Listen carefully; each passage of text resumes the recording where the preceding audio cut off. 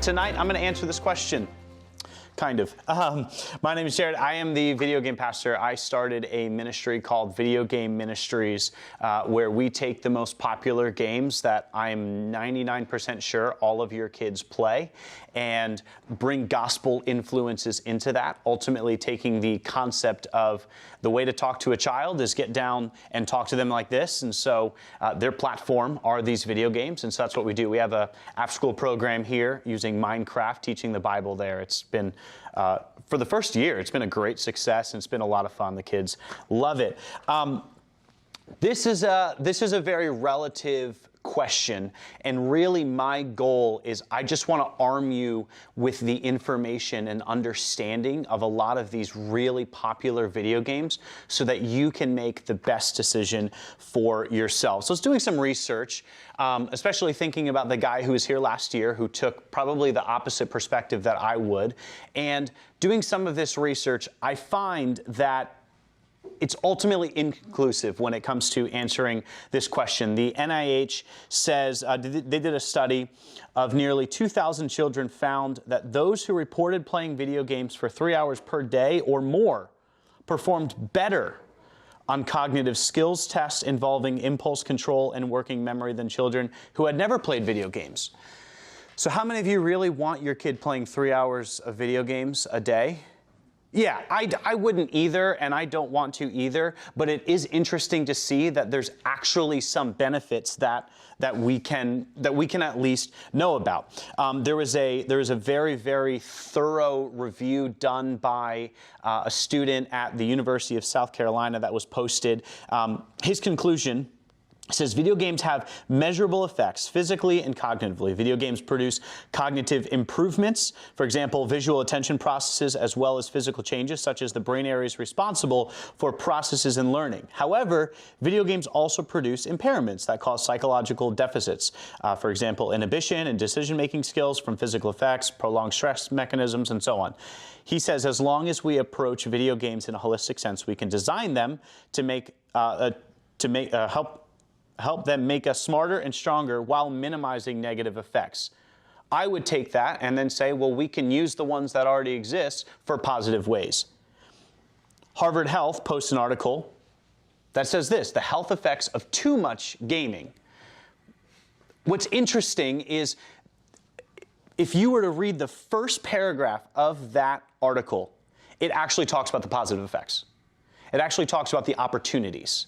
So this is really where I've come to after research. Moderation is key. If you were to read any of these articles fully, and we have them posted for you all, every single time video games are mentioned in a negative sense, it's always an overuse, it's always an addiction, it's always too much gaming. There's always something that represents an excess. There's a website called GameQuitters.com that is dedicated for people who are addicted to video games. And one of the chief stories on there was Jose, a 16-year-old who played 16 hours of video games a day. Obviously, he's going to have a problem. Obviously, there's an issue there, right? And so, we all know moderation is key. Coffee is good. Too much coffee is bad, right? Oreos. I had a milkshake before this, terrible idea, but a milkshake at another time, great idea, right? Water's good. Too much can actually wash out all the proteins in your body and you die, right? So really, what I want to do is I have this illustration of a playground, and I want to take video games and help you understand how they are a playground. This is actually a picture of my playground growing up. This is Riverview Park in Flushing, Michigan. Everything you see here as an elementary kid, I climbed on. Everything.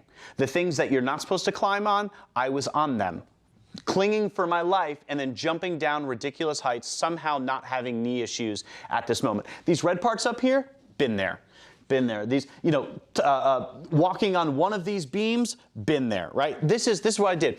Oftentimes in the summer, because you couldn't go there in the snow, oftentimes in the summer, my mom would call up a couple of mutual friends, and we would all go to the park, and we would play, I guess now it's called The Floor is Lava, but it was just don't touch the wood chips and play tag.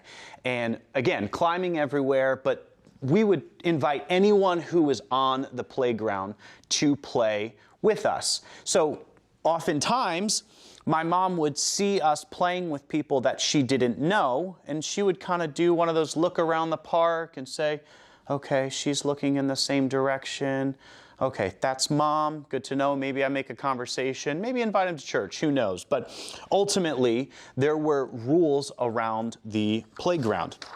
And ultimately, truthfully, video games are another playground. Your playground growing up might have looked a little bit different. It might have looked like that. It might have been more like a soccer field or a basketball court or something along those lines. But ultimately, video games are the playground. So, video games are fun. Playgrounds are fun. That's why your kid wants to play them all the time. They want to have fun all the time. So the complaint that would be, oh, why does my kid play so much video games? Well, it's because they want to have fun all the time. And their friends in a video game, people adventure and they explore, they're challenged, they're rewarded, they win, they lose, they compete, they create, they destroy, and so much more. Same thing as the playground. There's a lot of that playground that's pretty dangerous. But I explored it, and I'm still all right. We adventured all over that playground. We explored. We found out that I'm pretty sure the yellow jacket population of Flushing, Michigan was right there, right? I mean, so many bees there, and I'm allergic. Somehow I am not dead playing at Riverview Park here. But everything that we did, video games are the same way.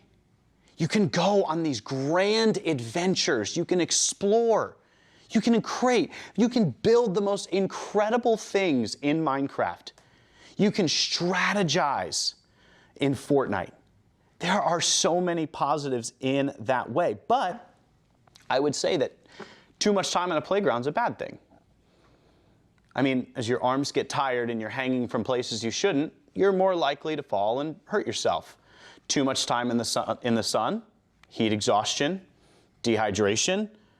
There are certain things that if you are too young, you should not be there. And the same applies to different video games. There are games that are not for your kids, and you should not let them play. For example, Grand Theft Auto. I hope you all know that, but I'm just going to say it. That game is from the enemy. Okay, so let's just go ahead and break that disc right now or delete that from the Xbox forever. That one needs to go. That's not for anyone. But there are games out there that, like, hey, if you're a 17, 18-year-old boy and you are a man's man, you like shooting guns, hey, Call of Duty. In the right context, it can be an okay decision for your family. But for you, my friend, who's laughing because I said Call of Duty, you're a little too young, buddy. Sorry. I'll go ahead and make that one up. But in the same way that growing up playing soccer, when I first played soccer, I had that little like size 3 ball, and then it got bigger and bigger. Well, that's because I was too small to kick the size 5 ball more than 5 feet. Same thing for video games. So, if it applies to a playground, it applies to video games. So, all sorts of different video games. This is just my example of kids having fun playing video games. This is actually this is right over there. This is our club here. All the kids are, and I always like pointing out the fact that they bring all of their different stuffed animals and plushies. Not stuffies. I think I said stuffies, and I was like, that's really wrong. Plushies. Just a sign of fun. Couple events that we did with the ministry. Ultimately, video games are fun. And video games are, when talking about the rating system, make sure that they fit within your family's values. I'd happily share my opinions, but ultimately, Every video game is different. Every family has different values about the video games, their opinions, and so on. But ultimately, just look into that stuff. If it applies to the playground, it applies to video games.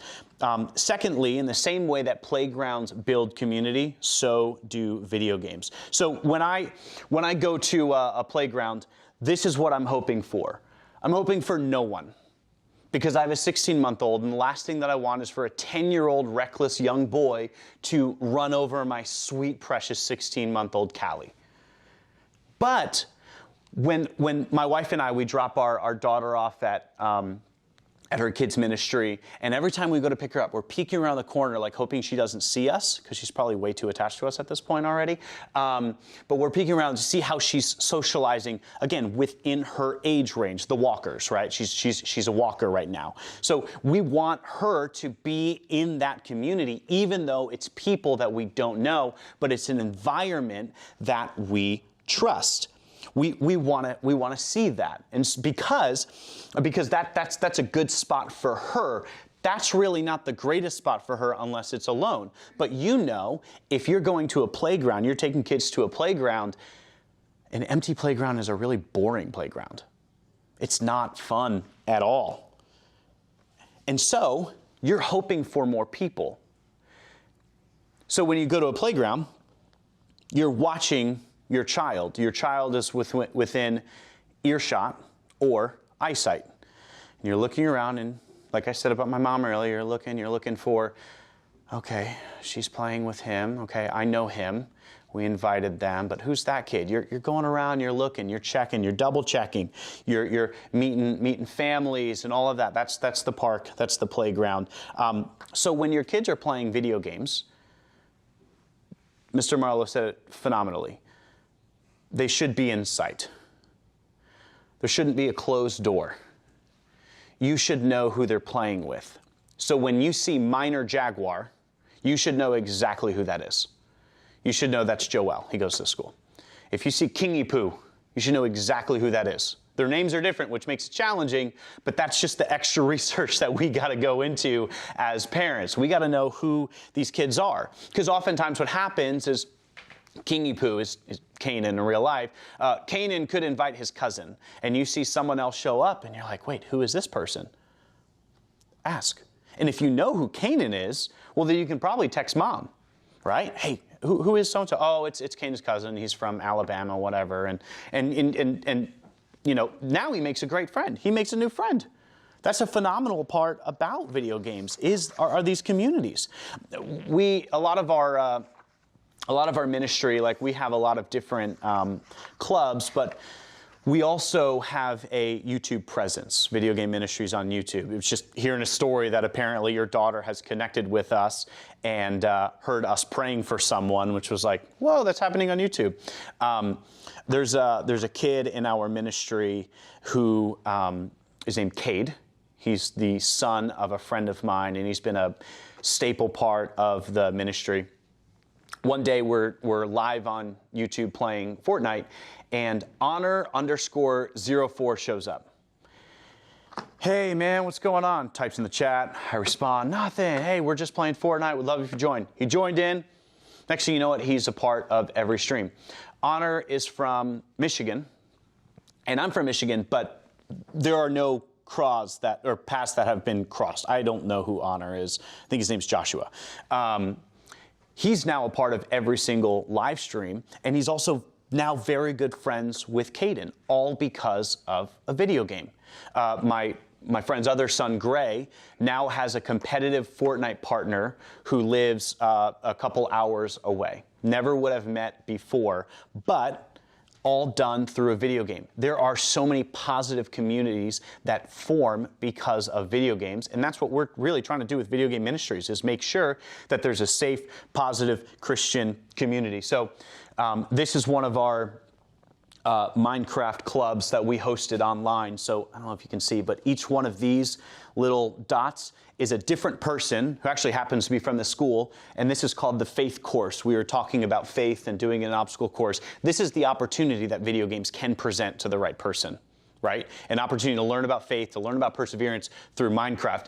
This a bunch of different people from the ministry. This is a playground, right? That's a playground. That looks more like a playground, but this is also a playground. This is 10 different people all in one lobby, all of us having the opportunity to play with each other in different. This is the normal mode. There are a million different modes in Fortnite that you can play and hang out. All of these people talking, all these people connecting. It's a playground. And I really want to normalize that because it's a very obscure playground. It's not how we grew up, but it is a digital version, but it is the same thing. Finally, and this one, man, I could talk forever on this one for sure, but video games are important. Video games are important to kids. They represent a form of social currency. So for me growing up, I played soccer, and if I could, juggle the ball 10 times, I'd go to my friends who played soccer and said, I can juggle the ball 10 times. And then Tyler would be like, I can do 15. Oh, man. All right. So I'd go home and I'd practice. I get 15. Tyler's like, got 20. It's like, well, can you do a rainbow? Oh, no, I can't do a rainbow. He was way too tall. He was like 6'4" as a fourth grader. So he couldn't get it over his head, right? That's the ball. Anyway, I digress. Playground. Wasn't it like the most awesome thing when you could do the monkey bars finally? Just go across and then back, and your hands aren't slipping. You're like, yeah, I finally have the grip strength to do the monkey bars just like Joey or whatever. Throw a tight spiral. I still can't. I get the joke that every time I throw the ball, my dad goes, hey, Jared, nice kick. Got me again, Dad. Saying that one since 3rd grade. Still hurts. But there are so many things that we grew up with that social currency. Remember wearing your first pair of Nikes or Adidas or something that mattered to you. You wore that to school and you were looking for those compliments. You were looking for people to look down at you and say, nice shoes. And you're like, oh, I forgot I was wearing them. Thanks. Right? These are all social currencies, right? They look different for us now these days as adults, but these things matter to kids as well. So, for example, a kid will go to school. This is another King's Academy student who built that in Minecraft. It's a space station that's above. He can't fly in this mode, by the way. He had to somehow build his way up, build a platform out without falling down and dying, and then build from and every single one of these blocks, they're not easy to just find, okay? In case you ever wanted to know. This is insanely complex. And what he's going to do, he's going to take a screenshot of that and show his friends at school. He's going to say, look what I built. Come join the server later so I can show you. This kid actually texts me all the time saying, hey, built something new. This is in our YouTube Minecraft server that we have, which all your kids can join. We can talk about that later. But he says, hey, Jared, go check out what I built. He's so excited about that. That means the world to him. This is another one. This is in the this was in the item shop in Fortnite. This is digital currency that unfortunately you can't get back when you change your real money to what's called V-Bucks. How many of you have spent way too much money in V-Bucks? I'll raise my hand to that. This girl right here. There's so much attached to the aura skin in Fortnite. And this applies to Valorant, this applies to Call of Duty, this applies to a lot of different games. But that skin, spending 800, 900 V-Bucks, which is, I don't know, $5, $6, having that skin means you are what's called a sweat. Anyone know what a sweat means? A sweat means that, or the concept would be, I play video games so hard and aggressively that my hands start sweating. It's ultimately a derogatory way of saying you're good at the game. If someone called me a sweat, I take it as a compliment because I'm like, great, you actually think I'm good at the game? I'm 32. There's no way I'm that good at the game, but I'll take it. But kids say that like they make fun of them, or another way would say it would be like, you got to go touch grass. Have you heard that one? You got to go touch grass because you spend too much time on video games. Could be true if you're that good at the game at that age. But that skin, when you wear that skin, that means that I'm going to sweat and I'm going to play so hard and I want to win. I'm going to play competitively. Where there are other skins, they're not pictured, but there are other ones like a bunny or a dinosaur or Darth Vader that are like, I'm just playing for fun, I'm hanging out, no big deal. There are skins that came out 6 years ago that you can never get again, and if you have one of those, you're like retro Fortnite. You are so cool if you have that skin. These are all meaningful, important things to kids. Aura presents no competitive advantage. You are not better automatically because you spent $8 on a free game. You're not. There are skins that might help you blend in a little bit better, but ultimately it's minuscule, the difference that it makes. But it means the world. So it matters. It's weird to say, but it matters. And so if this is important to a child, then us as parents, it really should be important to us. Overall, and we'll open up the floor to questions in a moment, but overall, kids want to play video games because they want to have fun. They want to hang out with their friends in an engaging, fun community, and they are massively important to them. They represent a social currency that a lot of us may never understand, but we can at least trust if it's important to them, it's important to us. We're going to answer some questions. I'll also be around if you want to hear more about video game ministries. We have some fun camps coming up this summer, digital at-home camps that are talking about Christian character and leadership lessons. So we'd love to be available. But yeah, one thing before we get to maybe some Q&A is you did have a handout like this when you came in. You can go ahead and pull out your phone and actually scan the QR code. If you need help with that, Allison or Adam will help you with that. I'm actually going to pull it up here on my computer as well. QR code because we're the tech guys. Yeah, what's sad is it took me a long time to figure out how to create it for free. Every site was like, this is $10,000. I'm like, no. So what it's going to do is it's actually going to give you over to what's called a link tree, which just is a fancy term for a lot of links that are put together, not that one, for some resources with you. So if you were to invite me over and cook me a nice steak dinner with baked potatoes, some asparagus like that, and I could sit down and talk with you one-on-one about your individual child or student or the things that they're interested in, here's where I would point you to. So when you open that up and scan it, it's going to take you to a page that looks just like this.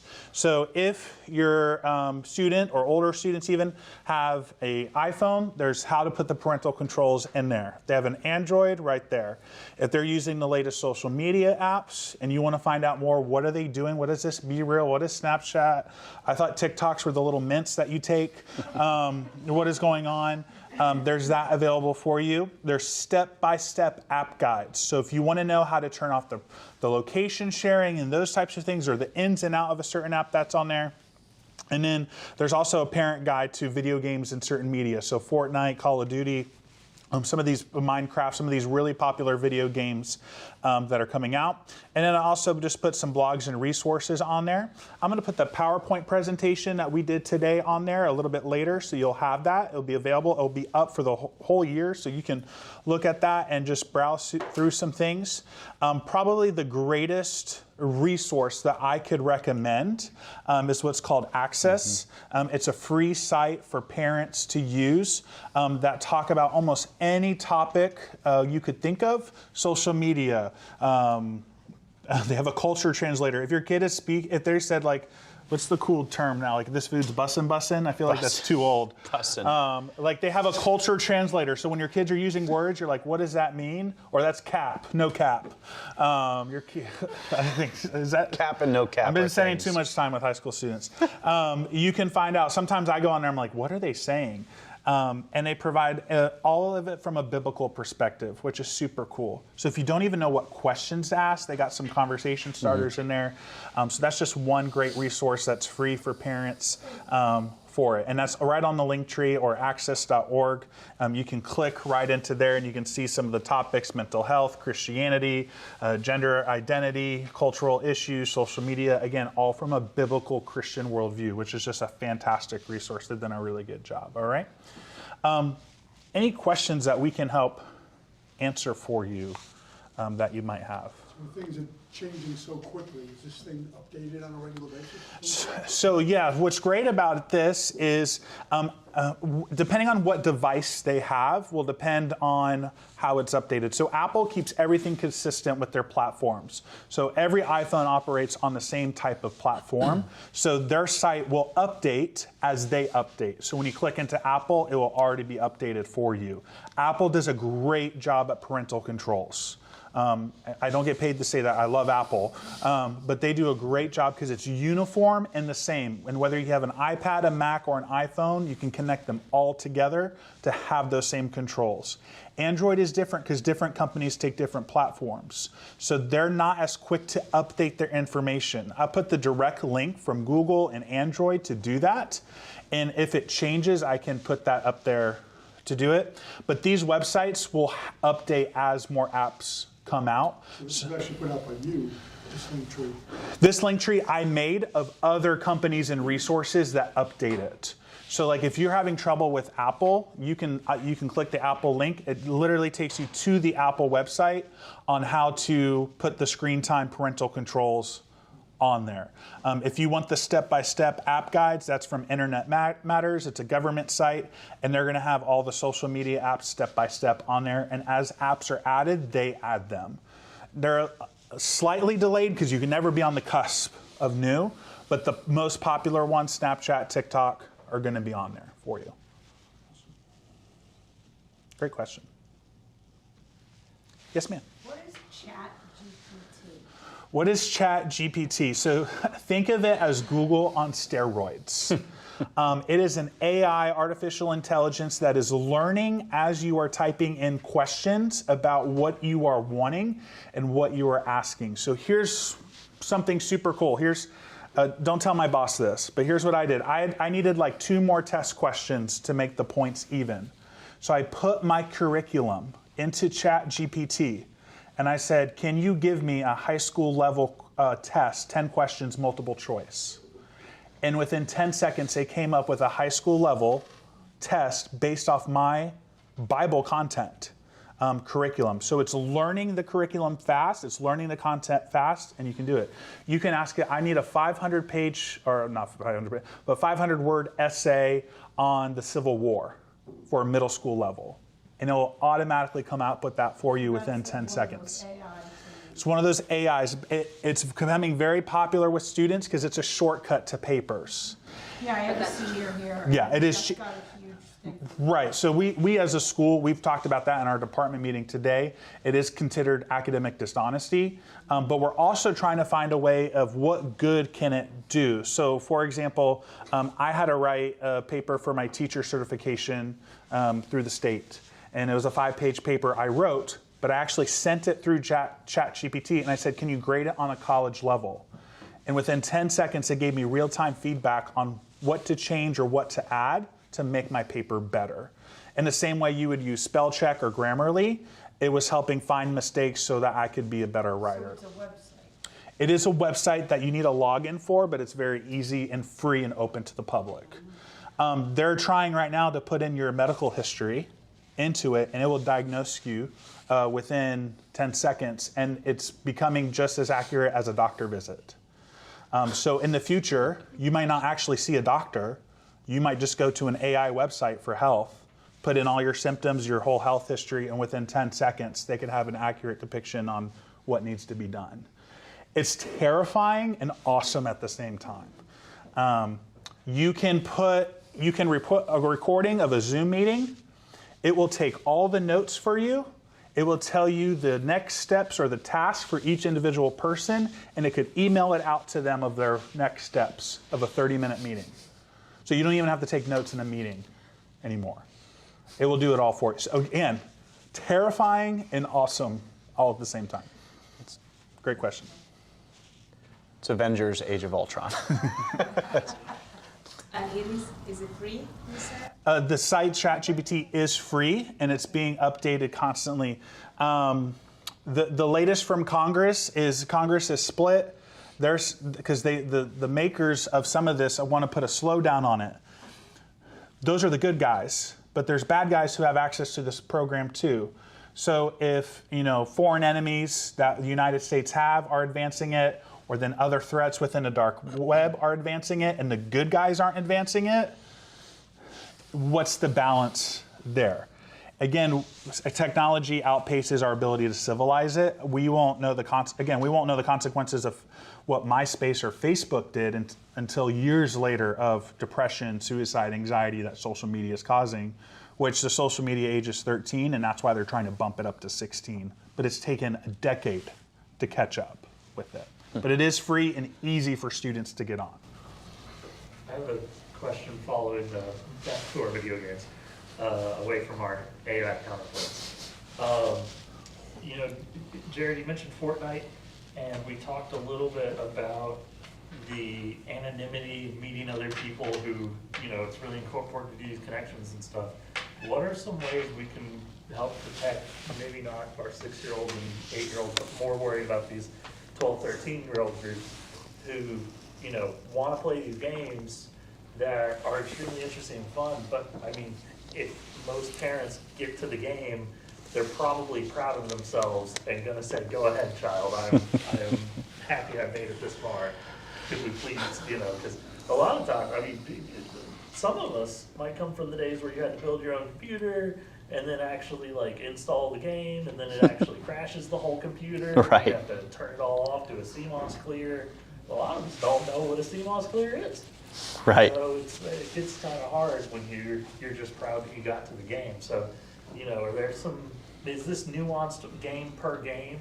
You also mentioned your Minecraft server. Mm-hmm. Could you speak to the importance of having a dedicated server a little bit?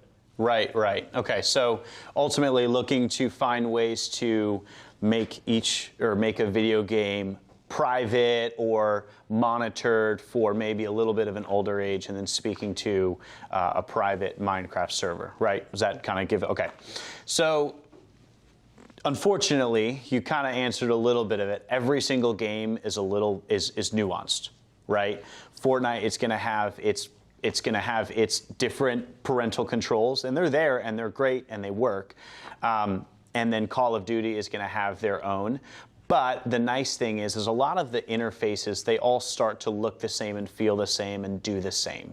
And so really the best advice, and one thing I'm going to do, and I'll throw this on the website as well, is I will put your Xbox, this is what your normal Xbox login looks like. This is what your normal PlayStation PC login. Any video game question tonight, I'm going to take a mental note and have some of my team help to write more comprehensive answers for you. But it is nuanced and different for every game. And so there's a level of know the game that your kids are playing. So one, know if it is a connect. There are games out there that are one-player games. They're adventure games. Those are great. Go on and play those. Ask me about what I would think as a pastor of this game. I know Plugged In Online is another opportunity, another place to check out some of these games. But ultimately, every game is going to look different. Your example of the car keys is brilliant. You are handing a child, or if you're downloading Fortnite, you are downloading a way for them to connect with people that they've never met before. Right? You can play Fortnite, you can play Call of Duty, and you can click random. If I'm playing duos, 2 people, I can click fill. So I go in, I get paired up with someone in a central to eastern time zone. So from Texas to New York, I can get paired with anyone. I, as a 32-year-old man, have played with kids that I'm telling you sound younger than 7, because and are from, based on their accent, kind of Southern. And I'm like, I'm very uncomfortable with that. I kind of wanted to try it and had this thought, well, maybe there's a missionary take that I can, but I don't do that. That's strange. That's weird, right? Because think of it in reverse. If you have a 7-year-old, 8-year-old, they could be pairing up with me. That's weird, right?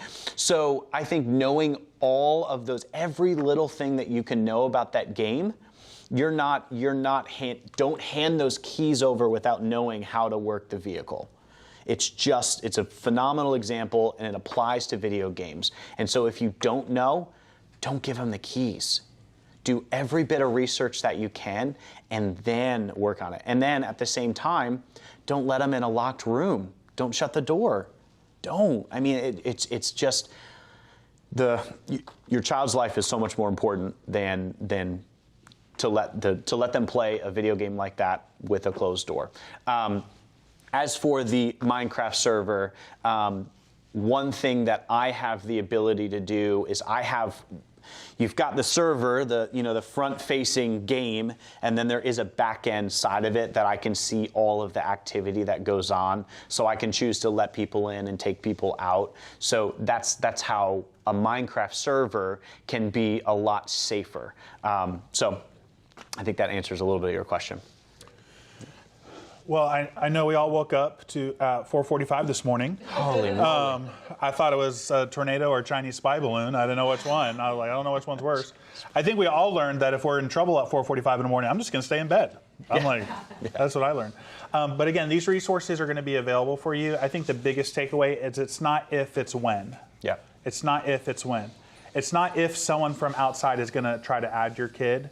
It's not if they're going to get social media. It's not if they're going to get a phone. It's when. And those open and ongoing conversations, the earlier the start, the better. These resources are going to be available for you. They go right to the direct, right to Apple, right to Android, right to the step-by-step guides. I'm going to add the PowerPoint on there tomorrow, so you can go on there and see all the slides in case you miss something. Our contact information will be on there. So he's the video game master, so you can contact him, or if you have a question about a video game. Myself, I'm a teacher here at TKA, so if you come see me or your kid knows me, hopefully they're saying good things about me, and I owe them a Starburst if they do. But please feel free to reach out, because I know you're probably going to drive home tonight and be like, oh man, I should have asked that. All right? Let me pray for you. The contact information will be on the link tree. Yeah, on the link tree. So you can save this piece of paper or take a picture of it, so you'll always have the QR code. Mrs. Cruz can send an email out with that link as well to you all, so those resources you have. But let me pray for you guys, and then we'll let you go. We'll be around for some questions if you need it. Heavenly Father, we thank you so much for the entrusted sacred responsibility we have to care for this next generation. Lord, I'm not worried. I'm excited to see what you're going to do.